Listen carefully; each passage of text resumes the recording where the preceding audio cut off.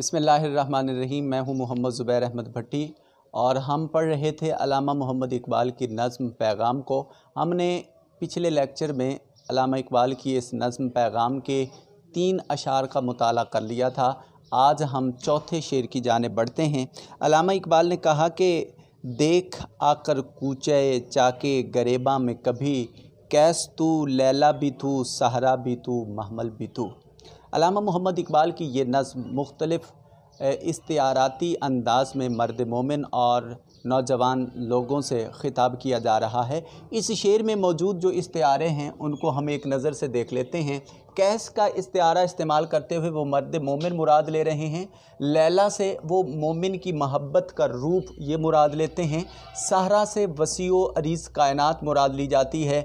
महमल जो ऊँट के ऊपर कजावा होता है, इससे मुराद वो वसाइल जो मादी दुनिया में इंसान काम में लाता है वो मुराद लिए जाते हैं। तो गोया वो ये कहना चाह रहे हैं कि तुम अपने मन में झांक कर देखो, तुम अपने वजूद में एक अंजुमन हो, तुम अपने वजूद में एक ऐसा कुदरत का अजीम शाहकार हो कि अल्लाह तबारक व तआला ने तुम्हारी ज़ात में, तुम्हारे वजूद में बेशुमार सलाहियतों को पैदा फरमा दिया है। तुम्हें अपनी ज़ात के सिवा किसी और का मोहताज नहीं रखा और तुम्हें यानी मर्द मोमिन को अल्लाह ने ऐसी सिफ़ात कामला से और ऐसी लामहदूद सलाहियतों से नवाजा है जिसका वो इहाता नहीं कर सकता।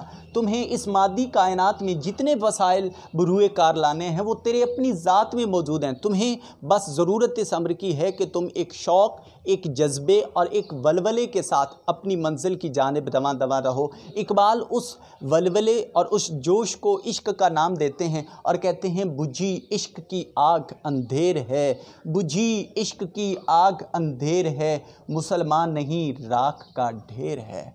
दूसरे मिसरे में वो कैस का इस्तिआरा इस्तेमाल करके ये मर्द मोमिन से गुफ्तगू कर रहे हैं और वो कहते हैं कि जिस तरह कैस अपनी लैला के गिर्द वो सहराए अरब छानता रहा और उसके इश्क के जुनून ने उसे तमाम दुनिया से गाफिल कर दिया था, और इसी तरह तुम भी अपनी मंजिल मकसूद को पाने के लिए उस कैस की तरह अपनी मंजिल के हुसूल के साथ इस कदर इश्क, जज्बा और वलवला के साथ बढ़ो कि बाकी तमाम कायनात से गाफिल हो जाओ, यहाँ तक कि तुम्हें उसी इश्क और उसी महब्बत के आईने में रहकर, उसी महब्बत के सांचे में ढलकर तुम्हें अपने तमाम उमूर बजा लाने हैं। वो कहते हैं दियारे इश्क में अपना मुकाम पैदा कर, दियारे इश्क में अपना मुकाम पैदा कर, नया ज़माना नए सुबह शाम पैदा कर। गर्ज़ वो जोहदे मुसलसल का दर्स देते हैं। इकबाल के नज़दीक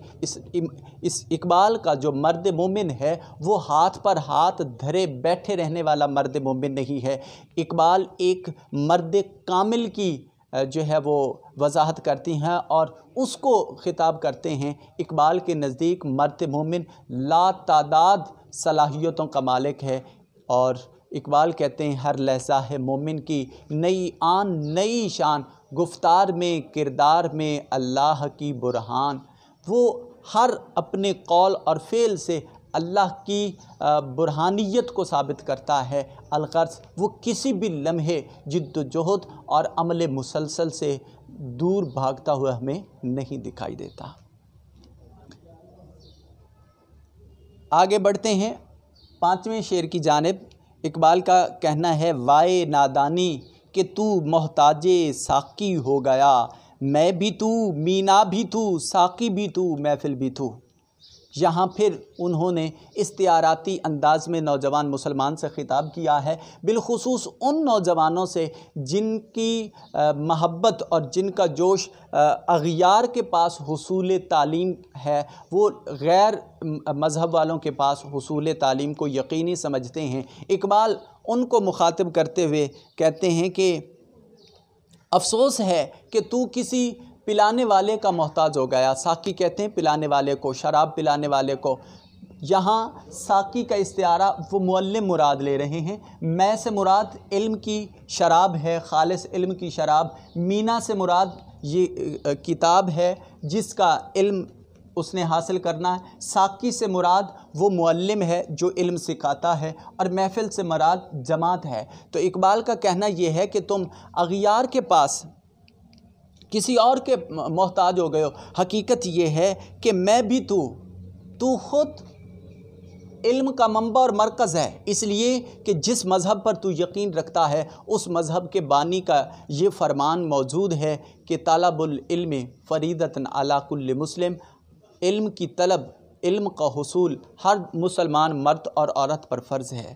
وہ تو اغیار ان کے پاس، ان کی دہلیز پر حصول علم کے لیے آتے ہیں، اور تم غیروں کے پاس، غیروں کے محتاج ہو گئے ہو، ان سے حصول علم کی تمنا اور ان سے جو ہے تم علم کی بھیک مانگ رہے ہو۔ اقبال خود سکھاتے ہیں علم دوستی، اور وہ دعا کرتے ہیں زندگی ہو میری پروانے کی صورت یا رب، علم کی شمع سے ہو مجھ کو محبت یا رب۔ حصول علم تو ہر مسلمان مرد اور عورت پر فرض ہے۔ مصرع ثانی میں وہ اسی طرح تدبر فی الذات پر غور و فکر کی دعوت دیتے ہیں۔ وہ تدبر فی الذات کا درس دیتے ہیں، اپنی ذات پر سوچنے اور تدبر کرنے کا درس دیتے ہیں۔ وہ کہتے ہیں کہ سب کچھ، علم کا حسین منبع اور مرکز بھی تیرا اپنا وجود ہے، کتاب یعنی قرآن مجید بھی تیرے پاس موجود ہے، معلم انسانیت کی پاک سیرت بھی تیرے پاس موجود ہے، اور تم ایک جماعت ہو، کوئی انفرادی حیثیت نہیں، تمہاری اجتماعی حیثیت ہے، لہٰذا تمہیں کسی اور کا محتاج نہیں ہونا چاہیے، تمہیں اپنی ہی صلاحیتوں، اپنے ہی حقائق، اپنے ہی جوہروں سے تمہیں آگاہ ہونا چاہیے۔ اقبال کہتے ہیں چشم اقوام سے مخفی ہے حقیقت تیری، چشم اقوام سے مخفی ہے حقیقت تیری، ہے ابھی محفل ہستی کو ضرورت تیری، ہے ابھی محفل ہستی کو ضرورت تیری۔ دوسروں کو تمہاری دسترس میں آنا چاہیے، نہ کہ تم کسی اور کی دہلیز کے محتاج ہو جاؤ۔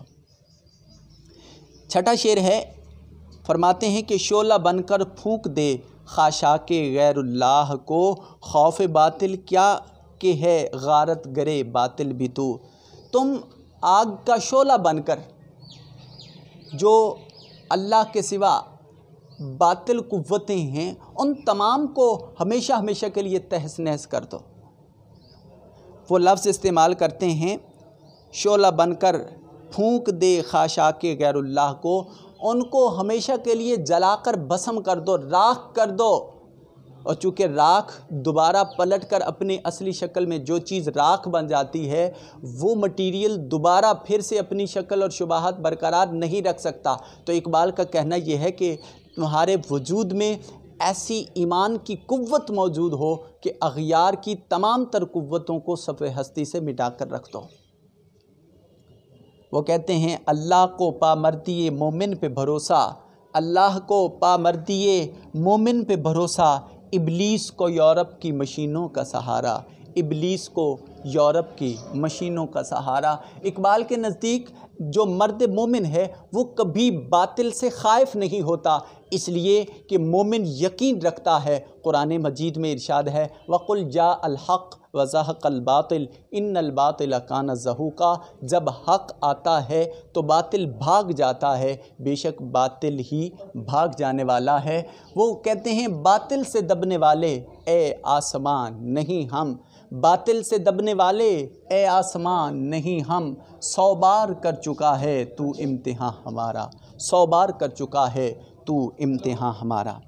آخری شعر ہے، علامہ محمد اقبال نظم پیغام میں پیغام دیتے ہیں بے خبر تو جوہر آئینہ ایام ہے، تو زمانے میں خدا کا آخری پیغام ہے۔ اقبال مرد مومن کو اس کی اصل حقیقت سے آگاہی دیتے ہوئے ارشاد فرماتے ہیں کہ مرد مومن کی حیثیت شیشے کے پیچھے لگے ہوئے اس جوہر کی ہے جو شیشے کو آئینہ بنا دیتا ہے۔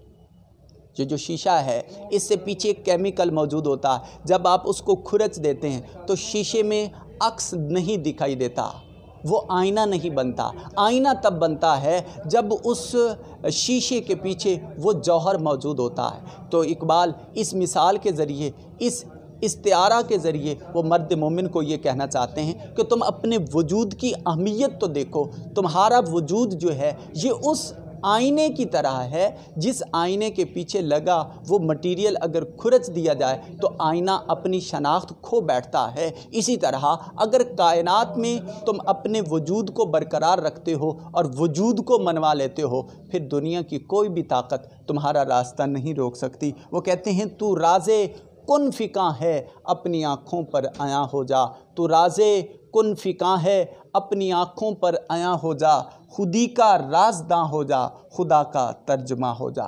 یہ مرد مسلمان، یہ مرد مومن اللہ کا آخری پیغام ہے اس کائنات ہست و بود میں۔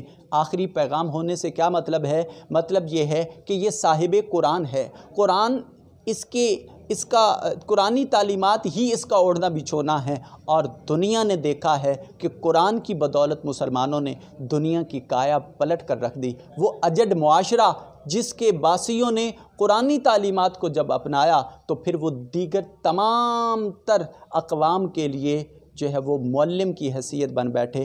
وہ قوم دیگر تمام اقوام کو تہذیب و تمدن سے آشنا کرنے والی ہوئی۔ اس لیے قرآن اور صاحب قرآن سے محبت کا رشتہ استوار کرنا ہے۔ اقبال کی اس پوری نظم کا لب لباب یہ ہے، خلاصہ کلام یہ ہے کہ ہمیں بحیثیت مسلمان اپنی حیثیت کو پہچاننا ہے، اپنی صلاحیتوں سے آگاہی حاصل کرنی ہے، قرآن اور صاحب قرآن کے دامن کو مضبوطی سے تھامنا ہے۔ اس لیے وہ کہتے ہیں قوت عشق سے ہر پست کو بالا کر دے، قوت عشق سے ہر پست کو بالا کر دے، دہر میں اسم محمد سے اجالا کر دے، دہر میں اسم محمد سے اجالا کر دے۔ والسلام علیکم ورحمۃ اللہ وبرکاتہ۔